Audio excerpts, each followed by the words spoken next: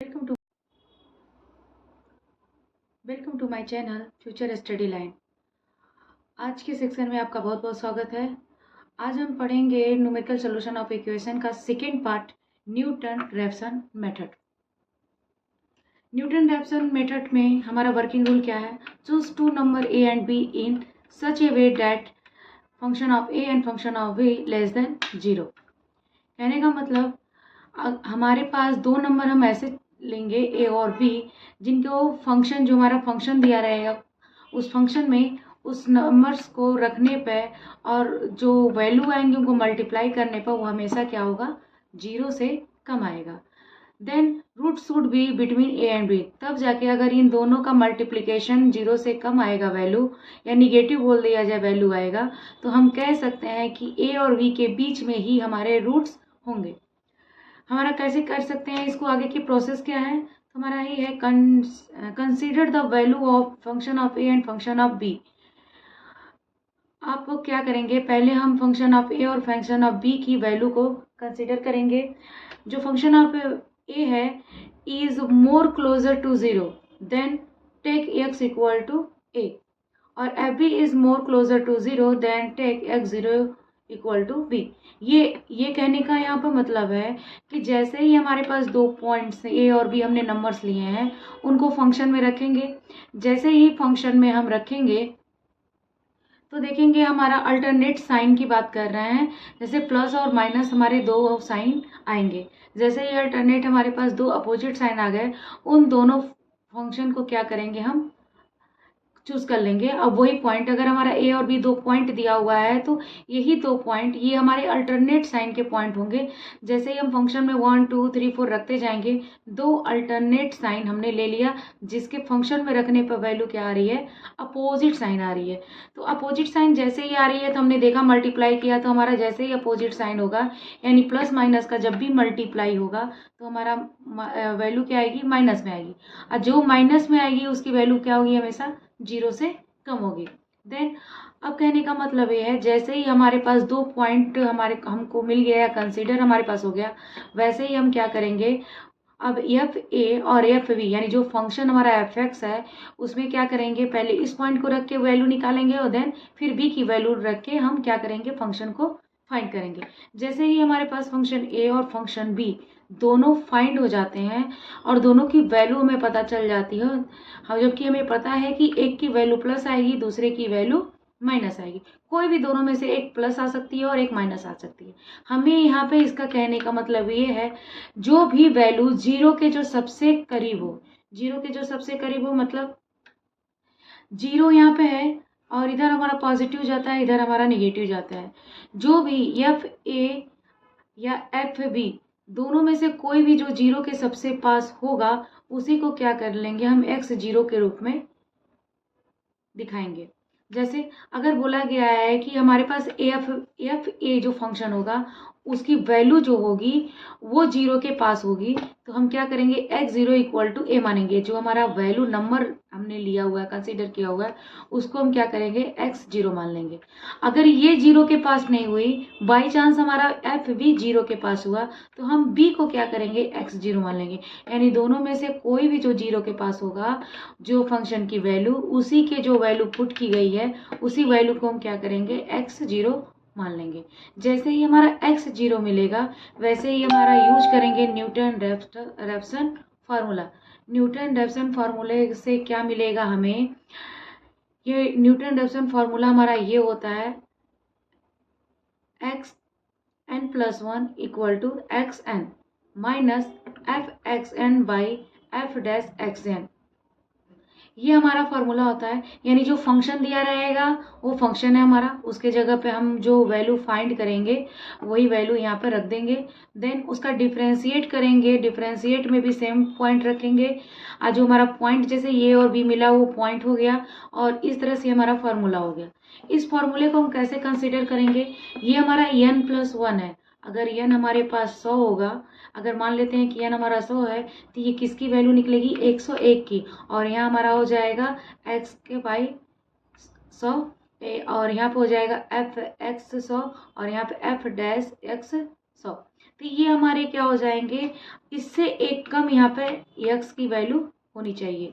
अब देन देखिए, अगर हमें x1 यानी फर्स्ट अप्रोक्सीमेट रूट निकालनी है तो 1 चाहिए। अब n+1 में ऐसा n की जगह क्या रखे कि 1 आ जाए, तो हमने n इक्वल टू क्या किया, 0 रख दिया। जैसे ही 0 रखेंगे तो हमारा फर्स्ट अप्रोक्सीमेट वैल्यू निकलेगी, तो x1 हो गया, x0 यहाँ पे हो गया। जैसे n इक्वल टू 0 रखे थे, यहाँ 1 हो गया, यहाँ पे n इक्वल टू 0, यहाँ पे भी n इक्वल टू 0, यहाँ पे भी n इक्वल टू 0। अब यहाँ पे क्या मिल गया, x0 x0 x0। जैसे ही हमें x0 मिला तो हमें x0 की वैल्यू चाहिए। x0 की वैल्यू हमारी कहाँ से मिल गई, यहाँ से मिल गई। जो हमारे जीरो के जो सबसे करीब फंक्शन के वैल्यू होंगे, उसी के जो पॉइंट रहेंगे वही क्या होंगे, हमारे x0, चाहे वो fa हो चाहे वो fb हो। तो जैसे ही हमारा x0 की वैल्यू मिलती है, क्या करेंगे, हम उसको यहाँ रख देंगे। वही चीज़ हम फंक्शन में रखे रहेंगे, वो भी वैल्यू को हम क्या करेंगे, यहाँ रख देंगे। जिस फंक्शन को डिफ्रेंशिएट किया वहाँ भी उस वैल्यू को रख के उसको डिफ्रेंशिएट करने वाले को भी वहाँ पर रख देंगे और इसे सॉल्व कर देंगे। यही हमारा क्या होगा, फर्स्ट अप्रोक्सीमेट रूट।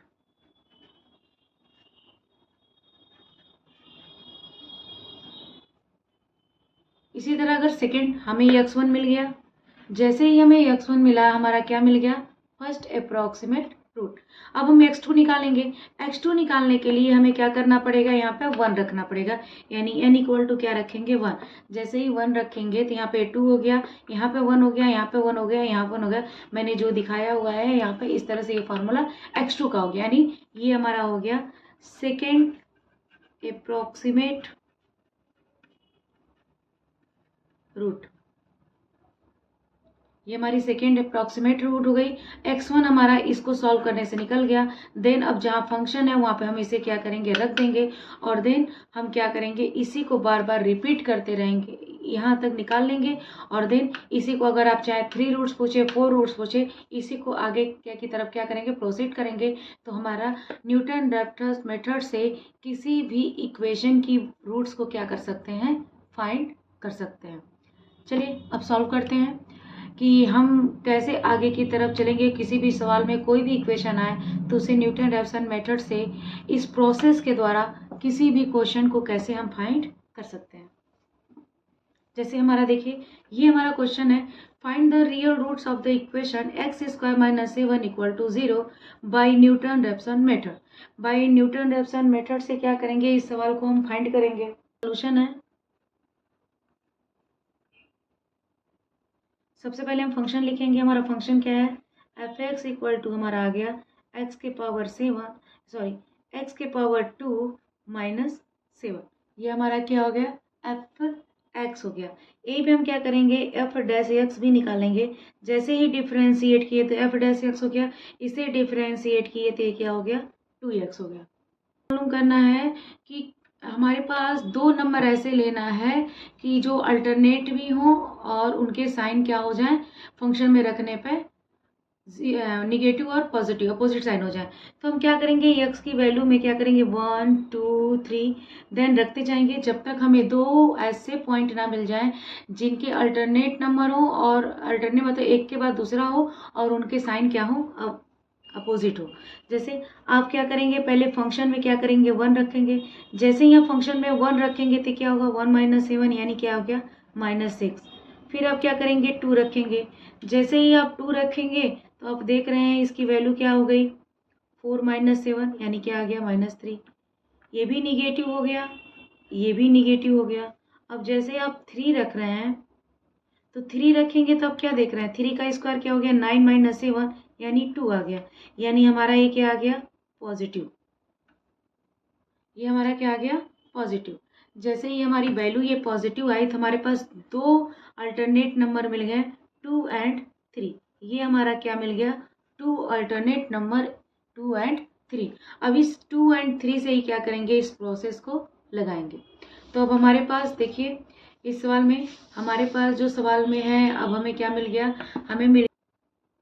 हमारे पास देखिए a इक्वल टू क्या मिल गया, 2 और b इक्वल टू क्या मिल गया, हमारा 3। ये 2 अल्टरनेट नंबर हमें क्या हो गए, मिल गए। जैसे ही हमें 2 अल्टरनेट मिला, हमने फंक्शन में रखा तो फंक्शन हमारा a जब निकालेंगे तो ये हमारा F2 क्या निकल के आया है, आपका F2 देखिए क्या निकाल के आया है, आपका F2 निकल के आया है -3। तो हमने -3 रख दिया यहाँ पे और F3 की जगह पे 2 आया है, यानी F2 की जगह पे ये आया है -3 और FB की बात करें तो FB की जगह क्या आया है 3, इसकी वैल्यू क्या आई है आपकी 2। ये हमारा निगेटिव हो गया और ये हमारा क्या हो गया पॉजिटिव। हमने क्या बताया कि हमारे प्रोसेस के हिसाब से देखिए, प्रोसेस के हिसाब से क्या बोला है, जैसे ही हमारी वैल्यू फाइंड कंसीडर हो जाए FAB, ये दोनों जैसे ही कंसीडर हो जाता है हम देखेंगे जीरो के सबसे करीब कौन सा है, यानी जीरो के पास, जीरो के क्लोजर कौन सा है। अब देखिए ये हमारा जीरो यहाँ पे है, इधर आपके 1 हो गई, इधर आपकी 2 हो गई, इधर आपका -1 हो गया, इधर -2 हो गया और यहाँ पे क्या हो गया -3। दो वैल्यू हमारे पास फंक्शन की मिल गई, function of a, function of b, इन दोनों के नंबर हमारी दोनों के नंबर क्या कर दिए कंसिडर हो गए। दोनों में से देखेंगे टू पॉइंट्स में से कि जो एफ ए का फंक्शन की वैल्यू है, जो एफ बी फंक्शन की वैल्यू है, ये जीरो के कौन से करीब है। अब देखिए जीरो के करीब 2 है या -3, अब बताइए कमेंट करके, आपका क्या है ये 2, यानी जीरो के करीब क्या है 2, जीरो करीब 2 है तो ये कौन सा पॉइंट है बी। तो यानी हमारा x0 जो हो गया वो क्या हो गया b, या उसकी वैल्यू क्या हो गई 3, क्योंकि b की वैल्यू आपके पास क्या है। हमें फंक्शन का पॉइंट नहीं लेना है, हमें जो फंक्शन में सब्स्टिट्यूट किए हैं b वो x0 के जगह पे लेना है, क्योंकि b के करीब ये पूरा फंक्शन है। तो जब b के करीब फंक्शन है तो फंक्शन में कौन सा पॉइंट रखें, उस पॉइंट को क्या करेंगे x0 लेंगे, ये हमारा क्या हो जाएगा x0। अब देखिए x0 जैसे लेते हैं तो हमारा फंक्शन क्या आ गया, ये है x² - 7 और हमारा f डैश x जो दिया हुआ है इसका डिफ्रेंशिएशन वो क्या दिया हुआ है 2x। हमारा जो x0 है वो क्या आ गया, x0 हमारा आ गया 3। अब देखिए x की जगह पे क्या रखेंगे x0, तो यहाँ पे क्या हो जाएगा x0² - 7, x0 की वैल्यू क्या है 3, तो 9 - 7 कितना आ गया आपका 2। अब f डैश की जगह पे x की जगह पे x0 रख दिए तो 2x0 आ गया, x0 की वैल्यू क्या है 3, तो f डैश x0 क्या हो गया 2 × 3, यानी क्या हो गया हमारा 6। अब आपको समझ में आ गया होगा कि जैसे ही हमारे पास अल्टरनेट पॉइंट मिल रहे हैं जो फंक्शन रखने पे प्लस और माइनस देना है, इन्हीं दोनों फंक्शनों को क्या करना है जीरो से कंपेयर करना है कि जीरो के क्लोजर कौन सा है 2 है कि 3 है। अब देखिए 3 पॉइंट बाद है और ये 2 ही पॉइंट बाद है, तो पॉजिटिव क्या हो गया जीरो के जल्दी पास जाने से मिल जाएगा, और जबकि -3 को थोड़ा सा इसको डिस्टेंस तय करना पड़ेगा। तो सबसे क्लोजर क्या है 2, जो हमारा 2 है वही हमारा क्या कहलाएगा x0 कहलाएगा। तो x0 कहलाएगा, सॉरी हाँ x0 कहलाएगा। तो हमारी जो b की वैल्यू आई है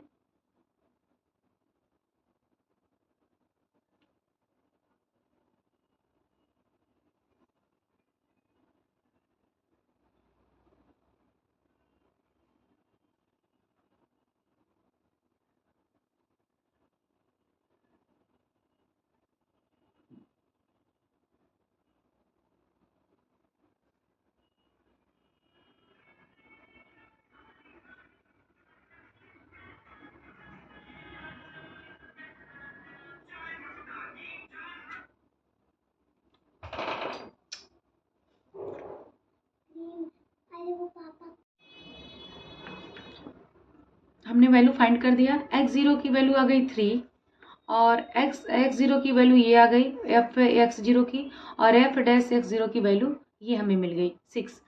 अब देखिए हमने क्या बताया था कि जो फंक्शन की वैल्यू जीरो के सबसे करीब रहेगी उसे नहीं लेना है, जो हमारा पॉइंट बी रहेगा उसकी वैल्यू को यहाँ पर रखना है, ये ध्यान दीजिएगा आप लोग। अब हम क्या निकालेंगे, फर्स्ट अप्रोक्सीमेट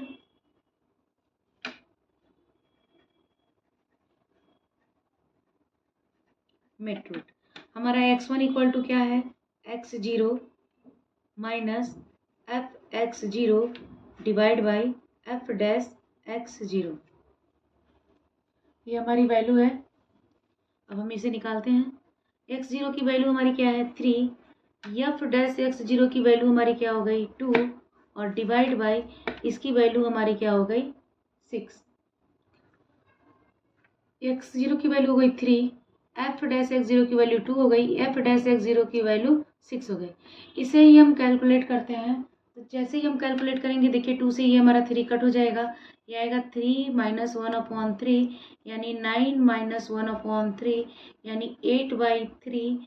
देन इसकी वैल्यू हो गई 2.66।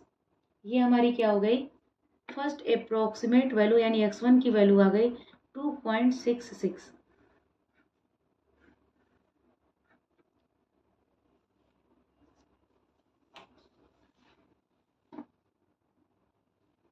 अब हम क्या निकालेंगे, सेकेंड अप्रोक्सीमेट रूट। जैसे निकालेंगे वो हमारा क्या हो गया, x2 equal to x1 minus F x1 divide by F x2। हमारे पास क्या मिल गई है, ये x1 की वैल्यू फाइंड हो गई है। जैसे ही हमारी x1 की वैल्यू फाइंड हो गई है, हम यहाँ पे लिख देंगे हमारा क्या आया हुआ है, x1 की वैल्यू आप लिख सकते हैं 8/3 भी लिख सकते हैं और ये पॉइंट भी लिख सकते हैं, जो सूटेबल हो आप लिख सकते हैं। हम ये सूटेबल मुझे लग रहा है, मैं ये लिख लेती हूँ 8/3 माइनस एफ 8/3 और डिवाइड बाई, यहाँ एफ डैश है, एफ डैश में क्या किए 8/3। ये हमारी वैल्यू हो गई। अब रखते हैं, ये हमारी वैल्यू है 8/3। एफ एक्स इक्वल टू हमारा क्या दिया हुआ है, x² माइनस 7। तो x² की जगह पे क्या रखेंगे, 8/3 का whole square minus 7 divide by, ये हमारा क्या हो गया 2x, तो ये हो गया 2 इंटू 8/3। अब इसे कैलकुलेट करते हैं। इसे कैलकुलेट करेंगे तो ये हमारा हो गया 8/3 माइनस, ये हो गया 64/9 माइनस 7 और ये हो जाएगा डिवाइड बाई, ये हमारा हो गया 16/3। अब इसे कैलकुलेट करते हैं हम।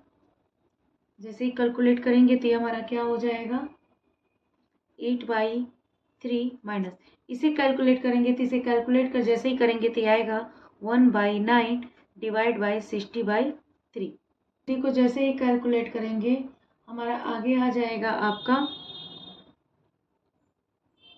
यहाँ कर लेते हैं calculation.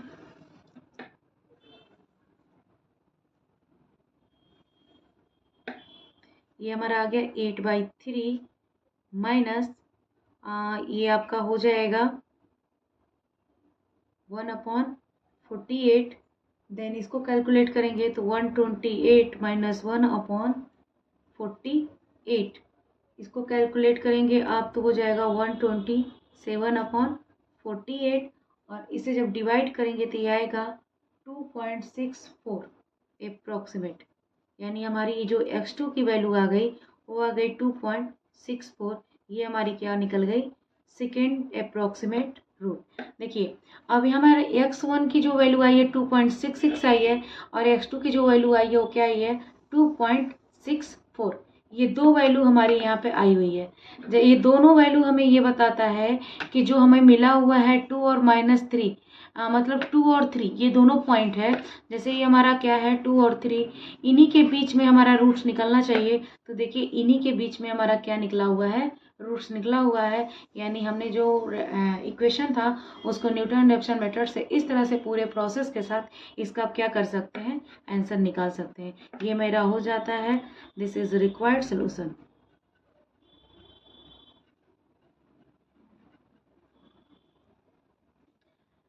Thank you so much watching my channel Future Study Line.